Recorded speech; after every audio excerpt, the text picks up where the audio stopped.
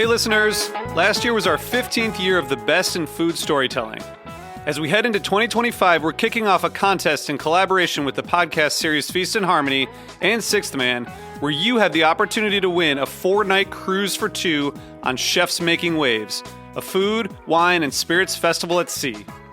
When you donate to HRN, you'll be entered for the chance to win a porthole cabin for 2 on Chefs Making Waves, sailing May 5th through 9th, 2025, from Miami to Cozumel, Mexico on Norwegian Gem. You'll also support another year of great food storytelling with a portion of your donation going toward disaster relief for the food and beverage communities within Western North Carolina and Southern California. This cruise is a once-in-a-lifetime opportunity for culinary adventurers, featuring top celebrity chefs including Jonathan Waxman, Antonio Lafaso, Robert Irvine, and many, many more. There's a myriad of experiences such as restaurant takeovers, live food and mixology demos, themed parties, and more. To enter your chance to win, please visit heritageradionetwork.org/cruise. Terms and conditions apply. You must be 21 or over to enter. That's heritageradionetwork.org/cruise. This episode is brought to you by Wisconsin Cheese. There's a reason when you think of Wisconsin, you think cheese. Cheese is a huge part of Wisconsin's history and future. In Wisconsin, the state of cheese, the tradition of cheese-making excellence began 180 years ago, before Wisconsin was recognized as a state. Immigrants traveled to settle in this lush green hills of Wisconsin, bringing their cheese-making traditions with them. These storied skills, combined with the freshest milk available, created a cheese-making culture that is uniquely Wisconsin. Wisconsin's 1,200 cheesemakers, many of whom are third and fourth generation, continue to pass on old world traditions while adopting modern innovations in cheese-making craftsmanship. Find your next favorite cheese at wisconsincheese.com. Hey everyone, Greg Benson here, and if you're a regular listener of The Speakeasy, you probably know by now that I've been working to bring 100% pure, actually good-tasting agave nectar to the United States for a minute. But I wanted to give you a bit of an update. I actually got to travel to the farm where these amazing plants have been growing for decades, and it was just a genuinely moving experience. I got to see these agave in their natural habitat and see what it means to Rogelio, the farmer, to be able to care for the descendants of the same agave that his grandfather was growing almost a full century ago. That's why I'm proud to announce Quixote Imports, a new venture that's dedicated to preserving these agave and, yes, still bringing in the same fantastic, earthy, lightly fruity agave nectar that's going to make you wonder why you've been wasting your time with the crap at the grocery store. Plus, our fans here at the Speakeasy can get free shipping at checkout with promo code SPEAKEASY, so don't wait. Head on over to quixoteimports.com and see what agave nectar is actually supposed to taste like, and use promo code SPEAKEASY for free shipping. Salud. You're listening to Heritage Radio Network. So you don't shun the devil with your rock and roll load. Knows that country music's gonna save your soul. The devil runs his groove in them rhythm and blues that send. It's gonna get you sun in the air. Welcome back to the Speakeasy. I'm Damon Boelte. And I'm Greg Benson, and I am back on the East Coast after a little jaunt out to your little state there, Damon. Yeah, well, I've said that California should really be 2 states. It should be like Northern California and Southern California. It's a lot. It's a lot, and it's very different on each end. But you were in Southern California. And I was. Yeah, you saw some people and did some things, right? You did After Dark Confessions at one bar. Yeah, I did. Yeah, I'm squeezed every last drop of juice out of that lemon while I was there. I had an absolute blast. I'm just like off the top of my head here. Went to Genghis Cohen, Snake Pit, Cato, the Wolves, Thunderbolt, Mirate, did After Dark Confessions at Mermaid, which was fucking incredible. Arlene, Katie, Gray, Julie, everybody out there was just incredible.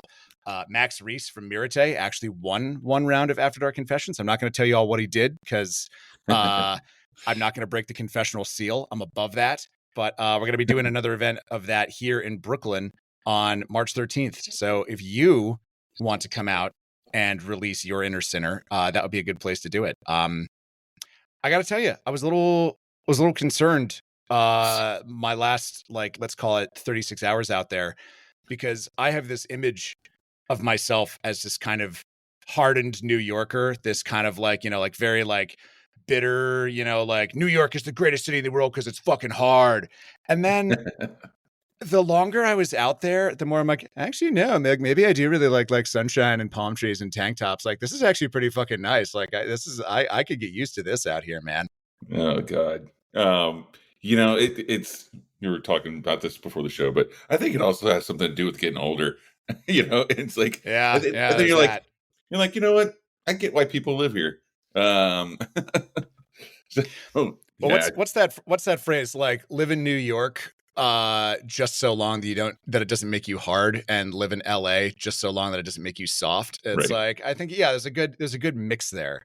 But one other thing that I did while I was out there that I thought was pretty cool is I went to go see, I mean, everyone that listens to the show knows that my passions in life are movies and baseball, and then occasionally the subject of this podcast, alcohol. But got to go to this really cool, like, single screen theater called the Vista, historic building in Los Feliz. Yeah. Single screen theater owned by Quentin Tarantino, found out later, but I saw The Monkey there, which is a great movie. But it brought up something that I am glad we get to talk about at the top of the show, because I don't know if folks know this. The workers at Alamo Draft House here in Manhattan and Brooklyn have been on strike for about 2 weeks now. They're striking against the new owner of their company, which, I don't know if people knew this, is Sony Pictures. Sony Pictures owns Alamo Draft House. Yes. And if you're thinking, wait, isn't that illegal? You would be right, up until about 3 years ago, when the Department of Justice was like, I don't think we need this rule anymore, and movie theaters should be allowed to be owned by major movie studios, because that certainly wasn't a problem anywhere in the 20th century. So I just want to put a plug out there for independent theaters everywhere, like my beloved Alpine Cinema here in Bay Ridge, which is the oldest continually operating movie theater in New York City.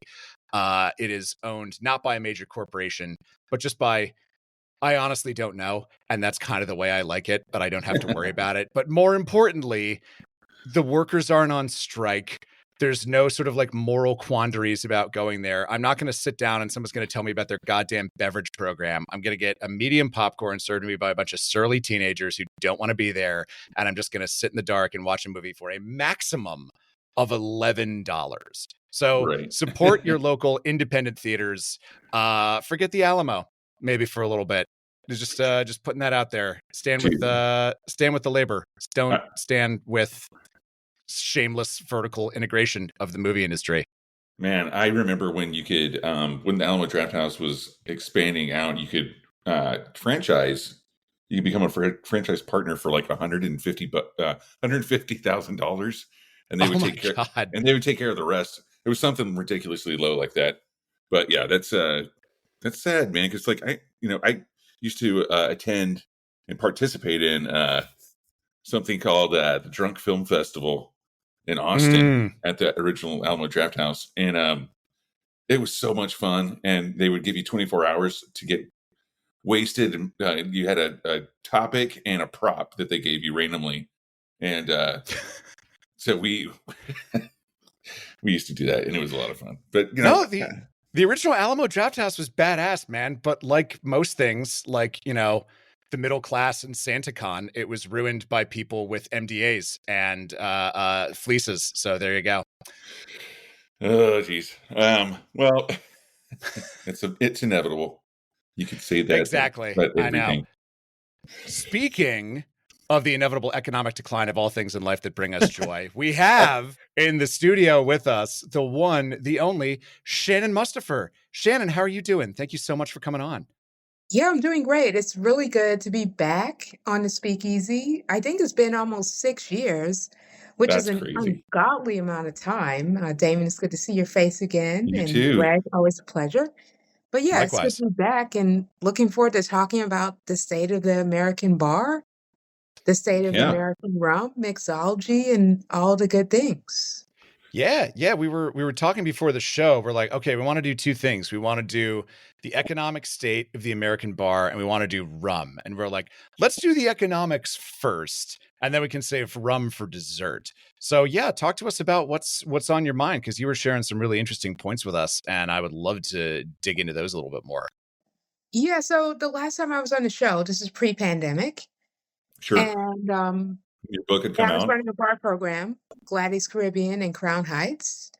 And Right. at that time, it was pretty standard in Brooklyn in a neighborhood bar to pay maybe 12, 14 max for a cocktail. Mm-hmm. In Manhattan, if you're at a Michelin or kind of like higher end restaurant, 18. Okay, we get it. I think we're all fine with that. And I understand, like, post-pandemic, there have been a lot of things in regards to supply chain and expenses and costs related, everything going up, be it rent, labor, what have you. And now even in Brooklyn, you know, the starting point for a cocktail was 16, 18. Yeah. And in Manhattan, the starting point is typically 20. And if we're in a Michelin restaurant, it's at least 24 and sometimes a little bit more. And it's mind-boggling to me to see cocktails costing as much as an entree or an appetizer. Right.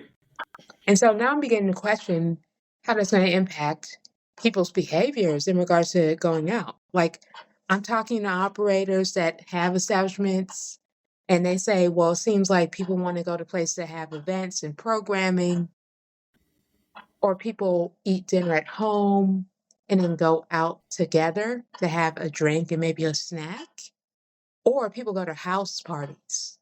And there's like this kind of emerging underground of kind of speakeasy-ish situations, which I think is cool. But I wonder about the sustainability of how bartenders in trade can work in an environment where everything's becoming so expensive.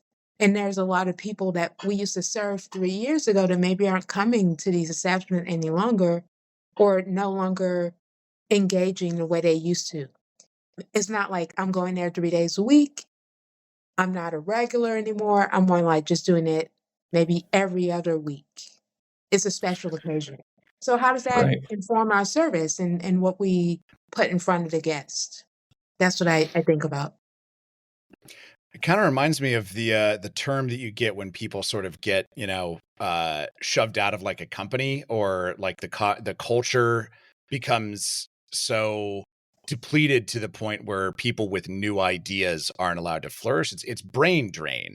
This is kind of like, I don't know, I'm still workshopping this term, but like entertain drain, it's like, instead of having the same people at the bar, 4 or 5 nights a week, maybe it's like a weekly thing. And what effect does that have on the industry? But I'm also really interested because, we're in the middle of a loneliness epidemic that I think is very real and has very real and big consequences for a lot of realms of our just daily existence that you wouldn't even think would be touched by something like that. And I'd love to hear sort of your take on what's happening in those spaces. And also, is there really anything we can do to reverse this trend? Well, I don't know if we can reverse it, but I would say that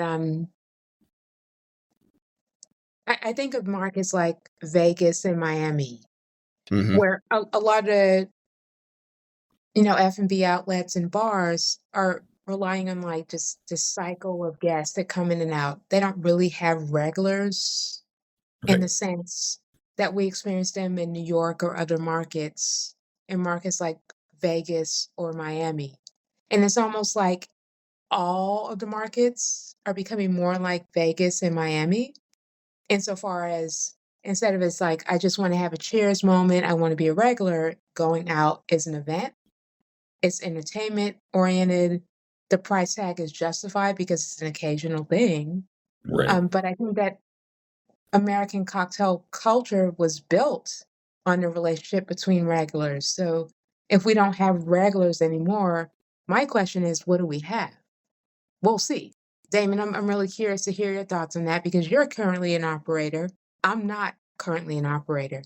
So I kind of hear about this stuff secondhand and anecdotally, you know what I'm saying? I don't run a bar any longer. Yeah. So there's a few things to unpack here. One is that, you have to have something. You have to have something in every price point, no matter what. No matter what kind of bar you are. And I just immediately thought of like Eric Castro in San Diego, and he's involved in some of the most amazing bars in the world, I would say. And he just bought a neighborhood dive bar across the corner from the Lafayette Hotel. And the last time I was in San Diego, which was about sometime in the fall, I believe. And he was like, dude, we were texting and he was like, you got to go to this bar. And he's like, cocktails cap out at $12. Damn. And so as an operator, there's two things going on here. Like, obviously you got to make margins, right? But like, you also got to be strategic about the way you come up with cocktails. Like at one point back in the day when I was running Prime Meats, my liquor cost for one seasonal menu, like across the board, I couldn't believe it was like playing a mathematical game. It's like I got it down to 11.8. Nice. That's nice. Insanely low. Like, I don't even know if you can do that these days, but there are ways to get around it. But it's drawing people in for your creativity and making them stay because they can afford it, right? And that's the thing. I'm seeing it all the time too. Also, but you're talking about like Miami and Las Vegas as these occasional places, but also they've got a lot of money coming behind it. Like Bacardi, how much money they thrown into that market, to where like cocktails can be cheaper. And there's that's a state by state thing. Like I said, there's a lot of stuff to unpack regarding that conversation. So yeah, I mean, I hear what you're saying, and it is crazy. Like, but I also feel like we kind of did this to ourselves because we're so enthusiastic about cocktails and cocktail culture that the world started catching up with us. And now every place has a cocktail program, and that's awesome. Like, you can get a Negroni like on an airplane, basically, or anywhere where you couldn't get one before. A dive bar, they've always had the ingredients there, even though the vermouth was, sitting on the back bar, on the back bar. Exactly. But they always had the ingredients there. It's just that they didn't have the information. And so I don't know. There's a lot. I'm glad you're bringing this stuff up because it does bother me. Lately, I've been going out to lunch and I'll have like a drink and lunch, and then my bill's like $80, and I'm just like, whoa, that's lunch, and I don't have an expense account anymore like I did back in the day. So it's like it really. I watch. I don't even like. I don't read the news right now, and I try not to look at my bank account because it's going to be too depressing. But you were saying something about like people drinking at home and the culture kind of changing that way. I mean, I think a lot of that, I think we just got more used to that during COVID, right? And then we kind of stayed with it and realized, I think a lot of people realized how much they were spending being a regular at a bar, and, I'm not going to say that Grand Army's expensive, but I'm also not going to say it's cheap either, So it's trying to find that right balance, and New York's a hard place to do it because everything's already expensive anyway, and I've seen like what the rents become since I moved to California, and it's just like, any thought of me like moving back there like full time is it's a hard thought, But you were saying something about like group dining and house parties.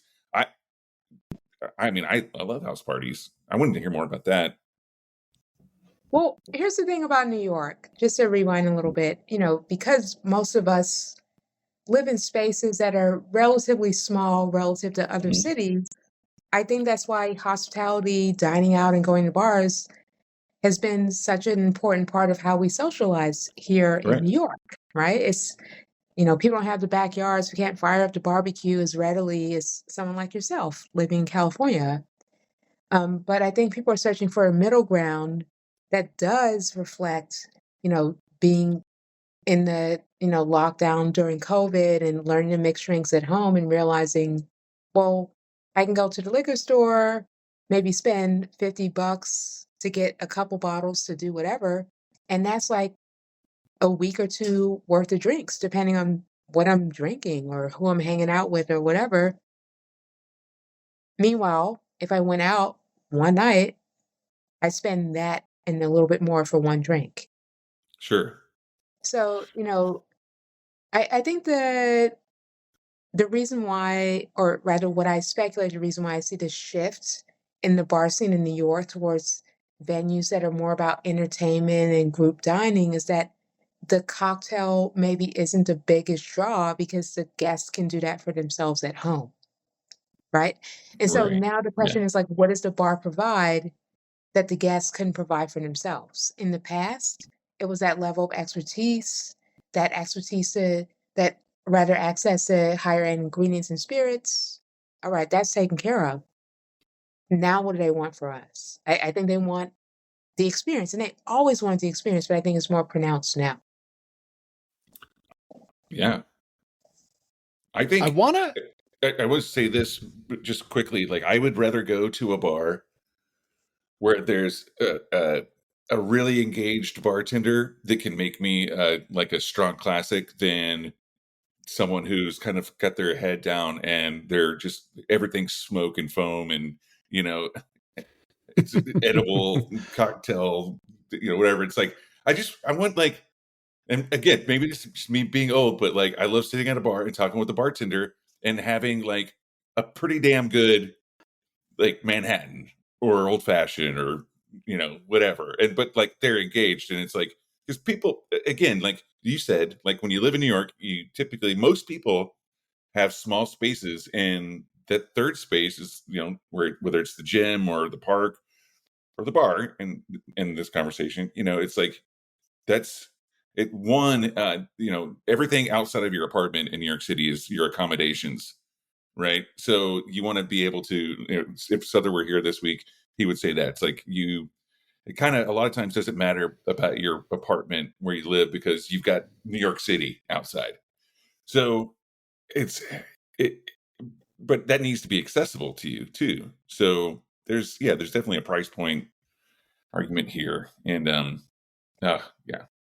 There's a little bit of irony to it because the trade-off for living in New York and having that smaller space, to your point, was that you had the whole city. The Right. city was your space. And now as the city becomes more expensive, as is rent, it's like, well, where's my space? Like Right. my apartment is too expensive. It's too small for me to live here and entertain here and socialize here. And it's too expensive for me to socialize in the bars or what I would call the licensed or sanctioned spaces. And I think that that's why we're starting to see these behaviors change regarding people being like, let's pregame at the house. Maybe, I don't know what they're eating. Maybe they have pizza or pasta or something economical. Keep it basic. Maybe they got a bottle of wine, down that, and then it's like, all right, finale, we'll go out and have a drink. Right. As opposed to doing the whole thing out. I don't know. Also, thinking about this too, it's like what I feel like, like when we talk about like aged spirits, like whiskey and rum, right? You're paying for the age after distillation, right? Mhm. But then with like agave spirits, you're paying for the age pre-distillation for the time that it takes to grow the agave, right? Mhm. So thinking about it that way, it's like when I think about the cost of a cocktail, it's like a lot of R&D before getting that spec down and putting it on the menu, and the time that the employees, the bartenders use on doing that work, and then after that, that's or before that, that's kind of where a lot of the cost comes from. It's the ideas, right? But if you go into a goddamn cocktail bar and you order something like a gin and tonic or a whiskey soda, and then you get charged $20, I'm like, motherfucker, like, please, like 20. Oh, wow. Charging Okay. $20 for a gin and tonic should be illegal. But I'm officially running for mayor to No. unseat Eric Adams on Oh. that platform. And I think I'll win. I have to admit, I never thought about that juxtaposition or that distinction between it's like, It took no effort on the part of the program to do this, and yet I'm getting charged. But again, I think that goes back to operators realizing that people aren't actually paying for the cocktail per se at this point. I would say 15 or 20 years ago, let's say when PDT and Dutch Kills and Pegu Club were defining the scene, people were paying for that cocktail because they couldn't make that stuff at home. Right. They just couldn't. Yeah. Right? But now they can. So now the question is, what are you paying for? Well, I sort of want to I want to talk about where the industry goes from here, and rum, obviously. But I want to quickly pose a counterfactual, and this is a counter argument that I'm not sure if I believe, but I can't help but think, which is that, you know, we're talking about this increased unaffordability of bars like it's a bad thing, and obviously there are negatives. We've been talking about the negatives for the last 20 minutes or so, and I don't disagree with any of them. But, you know, we're all good, crunchy blue state liberals here. We're all about like sustainability and like buying local and shit like that. And it's always bothered me that we get these sort of artificial reductions in price for things that we think of as extraordinarily basic. Just like, take for an example here, a hamburger, right? A hamburger, if you were to make it, if you were to live in the future that liberals want, would cost a lot fucking more than it did certainly in the last decade. And, you know, the causes of inflation over the last, you know, few years are myriad, and you can listen to hundreds of other podcasts that explain why that is. And it's not necessarily because it's certainly not because we've gone in a more sustainable direction, but there was something that felt a bit like we were on a collision course with our appetite for these goods and services and luxuries at costs that were artificially low based on practices that were unsustainable in the long term. And so is this maybe not in some ways a good thing? Is the fact that the prices of things like a hamburger or a cocktail, not a gin and tonic. Again, if you're charging over $20 for a gin and tonic, fuck you. But like, you know, all the other stuff. Yeah, exactly. But all the other stuff is the fact that it's catching up with reality, maybe not the end of the world, and maybe a positive that the community should lean into. What do you think, Shannon? I don't disagree. And I love that you brought up the word reality, because as you were beginning to unpack this thought, that was the word that came to mind. It's like, this is just realistically what it costs to produce and deliver said item or service. And I mean, we're going to segue into rum a little bit, because when we talk about production in rum and subsidies that some companies have benefited from in the U.S., to create products that they can sell at a very low price, thus creating perception that things should be at that price, and it's just not real. Right. And now we're just finding out that it's not real, and it can't stay that way. And I feel like I'm digressing a little bit, but I think getting back to reality is great, and we'll see different behaviors as a result. But in the meantime, you know, I have a lot of empathy for operators that are at a loss. And I'm not just saying like at a loss, you know, financially, but also just at a loss for like, how do I do this? Because most operators that I interact with, and just for a little context, my bar closed during pandemic. I've been a consultant for brands, you know, doing adjacent work that involves education and advocacy, and thus I get to interact with a lot of operators all over the place. They're still open. They still want to stay open. And, you know. Yeah, and that's kind of the oldest story in the book when it comes to New York bar and restaurant ownership. And it's like, you know, the landlord switches hands, and then their mortgage is way more than the previous owner, and then they have to raise Leander. Yeah. Boom. Leander. Boom. Done. Absolutely. Yeah. Myowell, like we get hundreds of examples. Exactly. Nightcap. And I guess, yeah. And the problem is because like, like the way that we were talking about the problem a second or two ago, it's like, well, there's this pain point where the guest is going to have to adjust and the operator is going to have to adjust. And like, maybe on the other side, we'll just have, a realistic expectation that like a craft cocktail costs $25. But the problem with getting from where we are to that future is that, like you were saying, Shannon, a lot of operators can't afford to make that shift. But who can afford to keep a restaurant open under those conditions? Applebee's, like Chili's, TGI Fridays can afford to keep doing that. Your beloved neighborhood local that is funky and unique and run by people whose names you know and who you've hugged. That is going to have a harder time. Is there anything that you can think of that we can do to, I don't know, just tough it out through this interregnum period? Also being traded on the public market too, like it's not like Ivy and Julie, with Landa that are putting their own hard-earned money from bartending, into it. And, it's, sorry, I should have jumped in there. Like, don't get me wrong. I don't do fast food ever, but if we're on tour and in the van, it's like, man, I'll go. Any port in a storm, baby.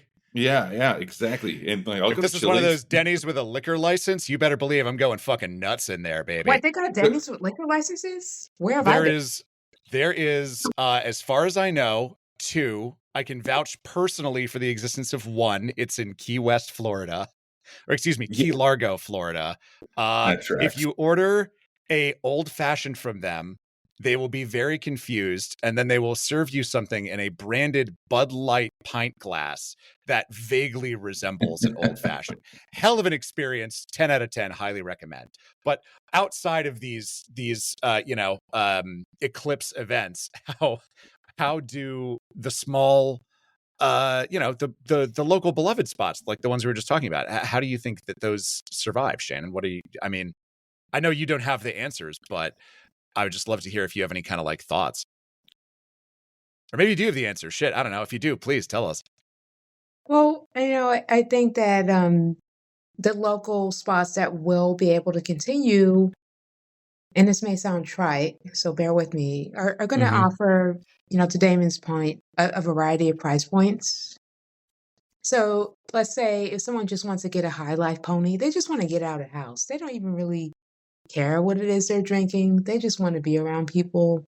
So it's like if you got the high life pony, a $5 beer, an $8 beer, just so people can be in your space, that's great. I know that not all concepts can really kind of like handle or justify the range of like having a dive bar beer and a $30 cocktail in the same space. But I think you have a range, then it just leaves the door open, for the person that wants to come in and just hang out, or the person that wants to ball out. But it just seems like there's such a gulf and divide, and not like enough diversity even within singular spaces. It's almost like it's either dirt cheap or super sky high.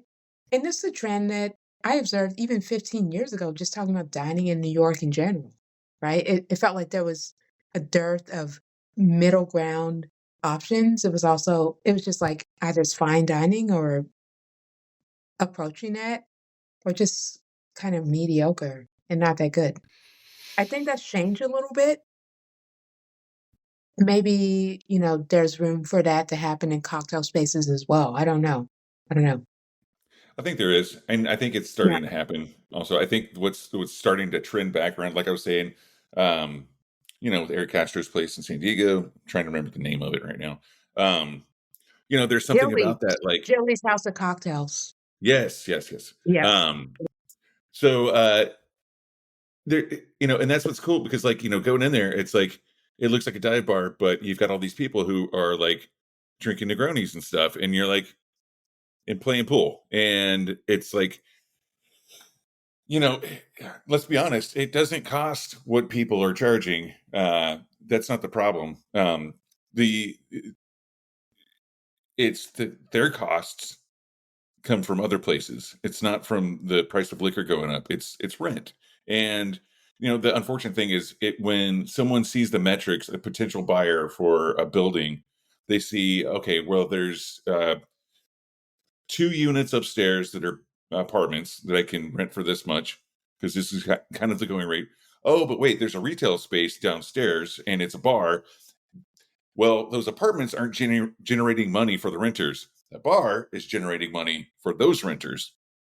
You see what I'm saying? And so it's like, oh, so we're going to go where the money's coming from this building, and that's going to actually sustain this still already high prices for the tenants upstairs. So, I mean, what I'm saying here is like it's really about margins, and like you're going to have the business no matter what. People love going out in New York City just because. But like having a place where you can actually generate profit based on, rather than having two $20 cocktails and making, whatever 40% margin on that, or whatever you might charge for it, whatever goes into it, right? And those people leave and there's no one there at, midnight because it's a cocktail bar that they're not going to stay there slamming martinis until 2 or 4 in the morning. It's like having that option. Like I would even go so far as to call it like a section on your cocktail menu just called cheap bastards, and it's like, and you use Gordon's gin and you use like some like just like good stuff, but like, cheap, like Four Roses Yellow Label, and like you keep the cost down on those martinis and old fashions. People are actually gonna, you'll see people staying around longer. They're not. I don't think they're going to drink faster, but they'll have a few more drinks probably, and at least it's a place to go, and that place is always going to be busy. You're always going to have people there. That's all I'm saying. Well, I'm kind of curious because I'm based in Brooklyn, and I go out into Manhattan a couple times a week, and sometimes it just seems like people don't really care what they're consuming. It just seems like they like the fact that they're spending money. And I don't know if that's what you being out. observe. If there's like a kind of diverging kind of set of consumers, like the one that just wants value and the one that just wants to flex. Like, Sure. and it seems like in both cases, they don't really care what they're buying. It's very price sensitive in one hand. It's like, I want to ball out. I want to be cheap. Is that something you're observing? I'm just curious if you think that mentality is driving behavior, or I think it's people just want to go out and have the experience that they were promised, from being in a place. That's really what it comes down to. It's like it's all about experience at the end of the day, or at the end of the night, or at the end early in the morning, or in the morning. Yeah. It's like I said before, it's like I would rather have the experience of sitting in the corner of a bar with a bartender who does a good enough classic, but is engaging and funny and in a cool space. I don't mean a pretty space, just a cool space, like something that feels comfortable and like you want to stay there, rather than going and having like, sitting at a cocktail bar that doesn't even have a bar. They have a lab, like kitchen, and that's where the drinks come out of, and you're sitting there in like this very kind of cold and sterile space that like feels like you're not engaging with it. That's the kind of food experience that it's more of a food experience than a drink experience. And I think that's kind of like going to back around to it. That's what you're talking about at the top of the show. Like it's like, that's why sometimes those drinks cost as much as an entree or even a starter, I mean, I love that you brought up that reemergence of that service style where you almost feel like you're in an omakase or a lab. But that goes back to how tiki drinks were served, right? Because they were trying to guard how the stuff was being made. There was no interaction with the bartender per se beyond them taking your order, but you didn't see them making the drink. That element was missing. You would just wait and it would show up like a dish or like an appetizer. And those Yeah. things were, I don't know. Yeah. Love your thoughts on Totally. that. Yeah. Well, and there's certain places like like you're talking about places like Alinea and like even 11 Madison Park, place like that where Mhm. it's like you don't really. It's almost like the experience is at the table, but then it's like this is a whole other episode to unpack. But I think there was also a good long period where if you went to the bar, you were like an alcoholic, So if you went to a place and had drinks, and you Right. sat at the table at like Musso and Frank and had like 7 martinis on your lunch break, you were at a table. So it didn't matter if you drank twice as much as the person sitting at the bar by themselves, you know. But there's magic in the bar, right? And that's what got me into it. And I like being on both sides of it, And so like I'll give you an example. Even though he's not here, Sother Teague, he owns a Mori Margo, and they just moved into their original space. I know that he likes that more because he can talk to and see everyone in that room without leaving the bar. But he's been working at this place in Brooklyn called Gus's. And from what he's told me, he fucking loves it because he gets to be a bartender, Mhm. not a mixologist, right? And so there's like honest prices for like honest drinks and food. And really, he like once you get him talking, it's the reason why I brought him on as a co-host, because the guy loves to talk about stuff and talk with people about it, And I think that's the experience we want, And I'm willing to pay a little more for that. I definitely tip more for that.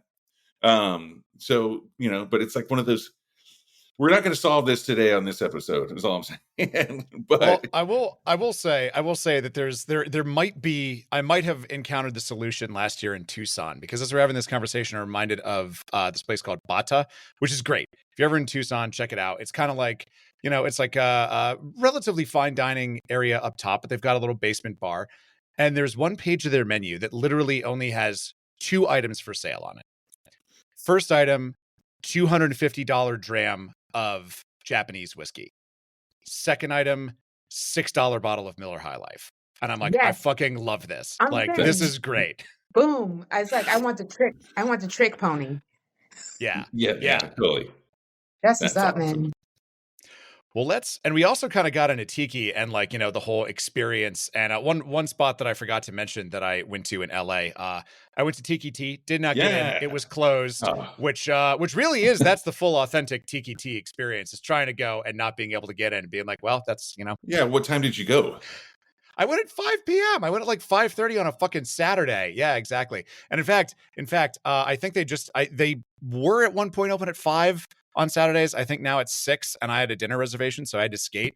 But as I was standing there, just kind of like trying to figure out what was going on, this guy, I presume worked there, kind of like came up with 2 iced coffees, kind of like sized me up, and then kind of like knocked on the door real quiet, like made sure they opened it up just enough for him to slide his body through, and then like while still keeping one eye on me, just kind of like slipped his way through the door of just kind of being he was looking at me like I was a zombie from 28 Days Later, or like a velociraptor from Jurassic Park. It's like, don't move too fast, don't draw his attention, but let me in, guys, let me in. And like, yeah, I can, you know what?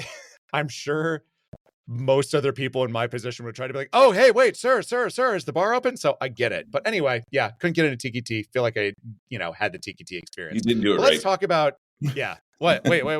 What's the right way? Is it to actually get into the bar? That seems like not the way most people experience it. No, it is. It is just a bar. But like, the thing is, you're supposed to go like right when they open. And I think they open at like 2 or something, or maybe noon. In the morning? No, 2 in the afternoon. I was there at 5:30. I don't know. I think now they're open from like 6 to whenever. They must have changed I haven't been there since before the pandemic, but I remember them opening like at the right hour that you would expect a tiki bar, original tiki bar from the early 60s, where you could still smoke cigars in there. I'm pretty sure they were open at 2 p.m. And that's when I would always go in there. Because then you get to actually get served by like Mike Jr. and and you're hanging out with all these big dudes in Hawaiian shirts, smoking cigars and drinking like zombies at 2 in the afternoon. And you can tell that they've already they probably got there early. Like they probably let them in early because they're regulars. Anyway, Another episode. No, I'm not trying to talk shit on them either. They have their thing. That's like, it's what we were just talking about. It's like they have their thing. They do their thing. It works for them. Awesome. Keep up the good work, guys. I'll catch you next time. But let's talk about some motherfucking rum. Shannon, what are you up to in that space these days? Well, I'm up to my usual antics, out here working with the trade and educating. I recently joined the team at Privateer Rum, where I'm now VP of Brand and Trade Development. And Cool. it just basically kind of carries on the work I've been doing over the past couple years with various brands, interacting with the trade, educating on the category, talking about cocktail application and history. But in this role, I also have a little more input into, looking at the market, looking what's going on in cocktail and rum trends, and advising our production team on how to anticipate what our market will want in 5 or 10 years. So it's a really cool exercise to look at the cocktail world through the lens of being tasked with helping this brand, kind of reemerge. We were pretty big before the pandemic, and I think that perception kind of fell off a little bit. We were pretty big in bars. Now we're pretty big in retail. We want to get back into the bars. So now I'm just looking around and trying to understand, like, A, what do people want to drink in general? What's going on in bars? And then, again, more fundamentally, what's going on in rum in the US and what has been going on in rum since I've, been engaged in it for about a decade. And, a lot to unpack there. Yeah. It's one of my favorite categories of spirits because first of all, it can be made anywhere, which I think is very like inviting to the table. It's like, for me, it's like gin and rum. I think they're just like two wonderful categories because they also tell a lot about where they're from, and I think people are like, we say this a lot on this show, but well, Gregory says, I think it's the summer of sherry. It's going to happen, guys. It's going to happen. 2025 is the summer of sherry. But that's another thing. It could be a sherry cask finished rum, and but like to me, it's always like I feel like people are starting to.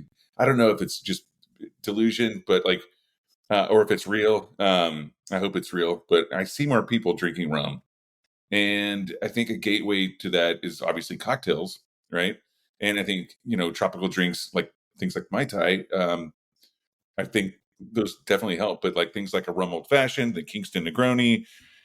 Those kinds of cocktails, then people start thinking like, oh, so I gotta know more about what this base spirit is. And then, but again, that takes a good bartender most times, to get those people engaged and educate them on the spirit category. And then, but it can be as daunting, I think, for some people is like learning about wine, I'm glad you bring that up, Damon, because I'll let you unpack it, but I don't think that I would have been able to create the program at Gladys without having wine experience prior. Yeah. Well, it just seems like a lot to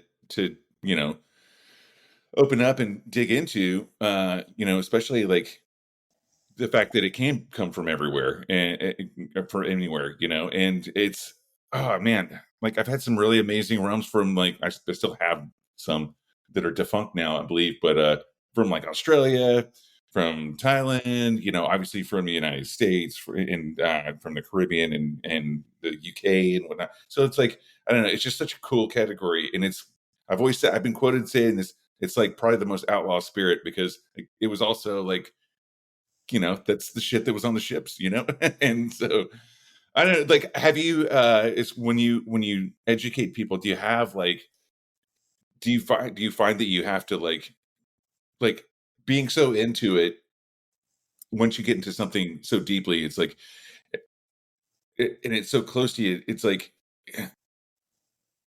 I find sometimes that it's hard to educate on because like you have to like break it down so much, and then you realize, oh shit, I'm overwhelming this person right now, like because there's so much. Well, or have you figured out the secret trick to it? I don't know if there's a secret trick. But I will acknowledge that I had to have a reality check as recently as 2 months ago when I joined the team at Privateer and started working with them to understanding, how we want to re-engage the market. And I started looking at products that consumers are likely accustomed to engaging with, they probably tasted, looking at what they think rum is based on what's prevalent in the US market and having to reconcile the fact that the perception is very different from mine because hey, I've been a beverage director for a rum bar, I've worked with a number of brands, I've traveled internationally, and I realized that what we receive here in the US is, for lack of a better way of putting it, like shopping at TJ Maxx as opposed to shopping at Barney's, right? So if you're in Europe, you get wonderful bottles. They'll never send them to the US because there's no demand, but it's like chicken and the egg. There's no Right. demand because what is given to the US is not very inspiring, in my opinion, just in light of my last decade of work. And, it's not to malign the products that are here. I just don't think they're representative of the global category. And you were talking about rums from Thailand and Asia and Australia. And it's just like in the US, we get a very narrow slice of it. And I think not the best slice. And Yeah. I would hope that we would, find a way to get more exposure to better product to justify the demand for better product. Again, it's the paradox. I think so. This brings up a good point.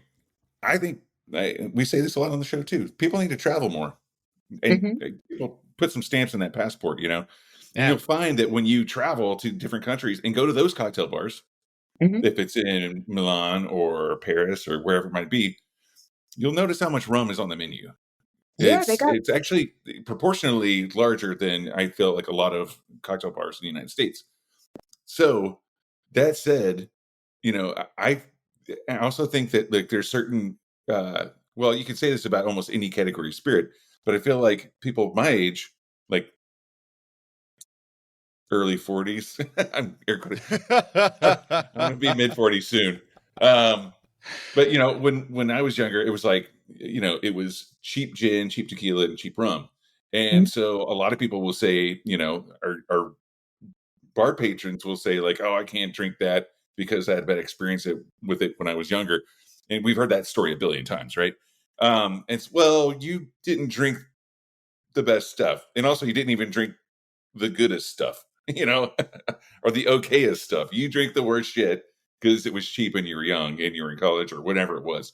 And I think that's a big part of education for certain spirit categories is like kind of like for people of a certain age, it's like kind of redirecting them and like really showing them what it actually is for the first time probably that they ever really had a real rum, And there's also something here with ageism.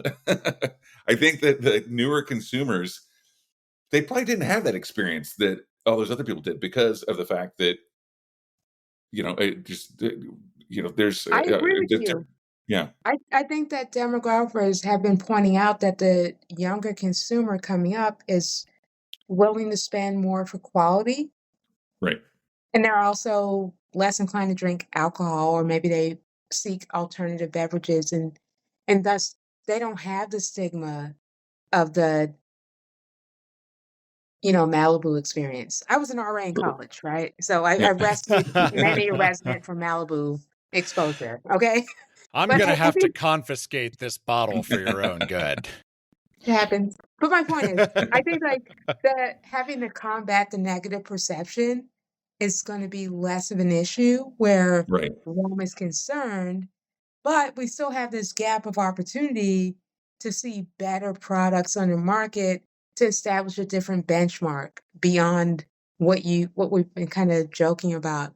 And I think there's enough product on the market to make that possible, but we're also dealing with just a glut of products, rum or otherwise, on the market now. It's like such a crazy sea of options. And to your point, Damon, rum can be made all over the world, in over 99 countries. And apart from a few geographies that have standards, such as Martinique with the DLC, or the efforts we see in Jamaica and Barbados to establish a GI, there's still a question of like, how do I know what's good? Because there's no consensus. And I don't have a problem with the fact that there's no consensus, but I understand that does make it difficult for people that are new to it to know where to go.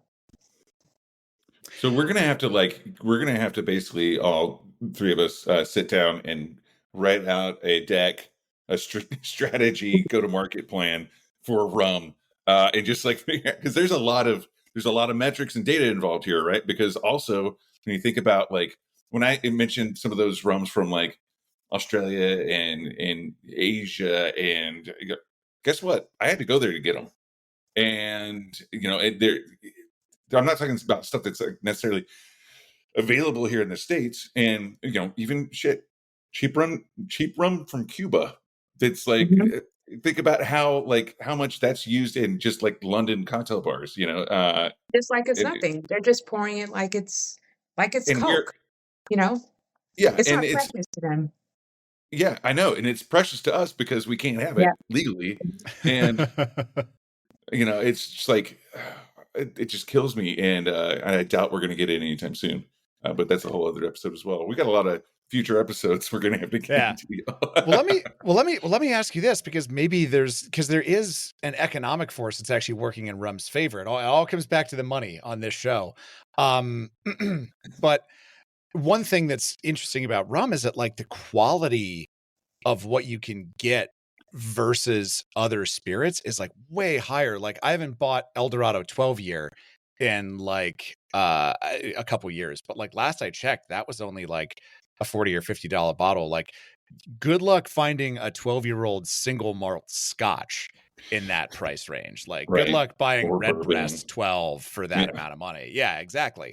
And so is that something that, we can use to educate the consumer, and maybe again to tie this whole episode together with a nice little bow here, maybe kind of lean into rum's superpowers, the fact that like it is relative to bourbon, relative to gin, relative to mezcal, a somewhat cheap spirit that you can use to kind of like still create that really good, interesting, flavorful experience at a slightly more tolerable price point.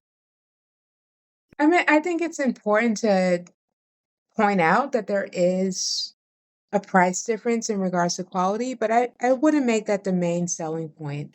I would make it more about talking about the diversity of the category and the range of expressions that you can explore and discover as a spirits or drinks enthusiast that you cannot find in a category such as Scotch or bourbon whiskey because they're confined to geography.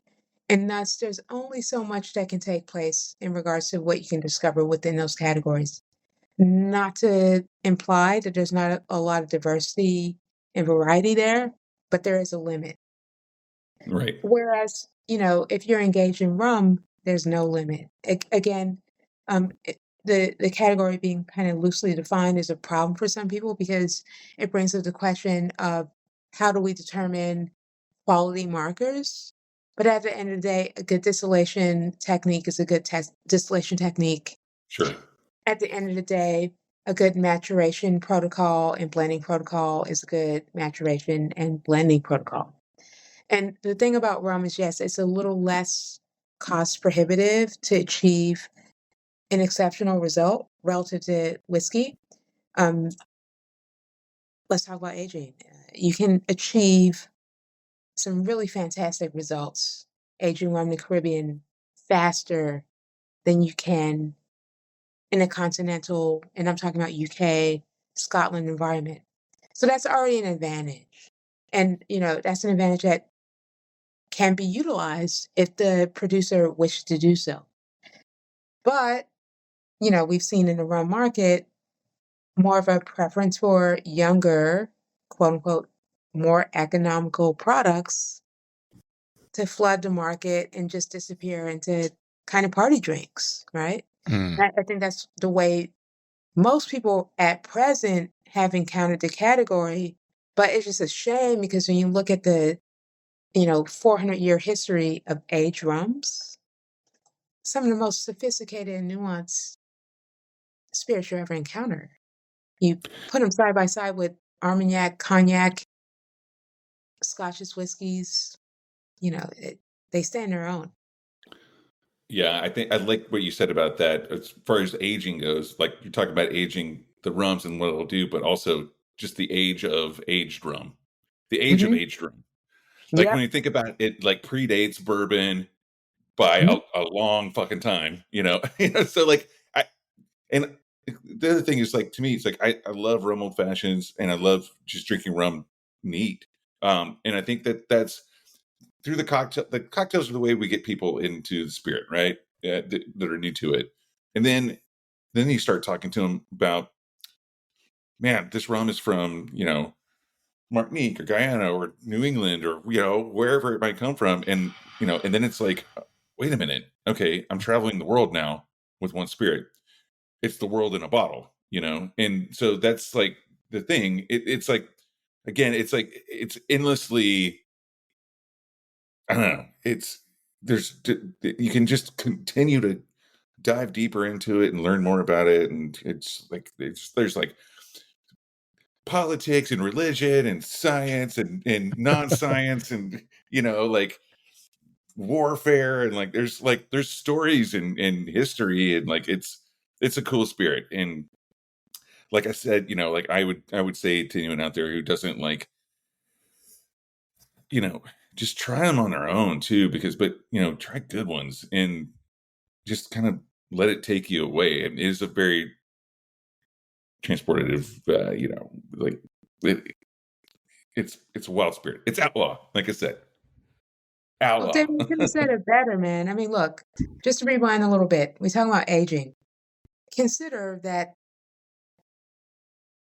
rum was put in the barrels by the British Navy for their ration, starting around, let's say 1750, 1780. After they took Jamaica, they began to standardize this practice. But prior to that, outside of whiskey, there was no established tradition of aging spirits. And what the British Navy did and what they discovered by proxy eventually kind of influenced other spirits categories as well, right? In terms of learning that you can go from moonshine and create something wonderful by giving it time in a barrel. And, there's also distillation techniques that were pioneered in part to respond to the demand for volume in the rum industry. And those technological advantages likewise, went over to other categories. So that's a nerdy part of history that I bring up when I can and say, like, rum spurred a lot of growth in spirits in general via those techniques. And I think we should pay attention to that. And then when it comes to the, notion of like, there's so many ways to connect to the category. Like, I have a friend, her family is from Cuba, and they live in Hialeah, Miami. And a few years ago, she invited me to have dinner with them, and I'm innocently going along with it. And it's 7 o'clock. They're starting to cook. One of the uncles brings out the domino table. I'm thinking they're polishing it for the weekend. They're polishing it for that night.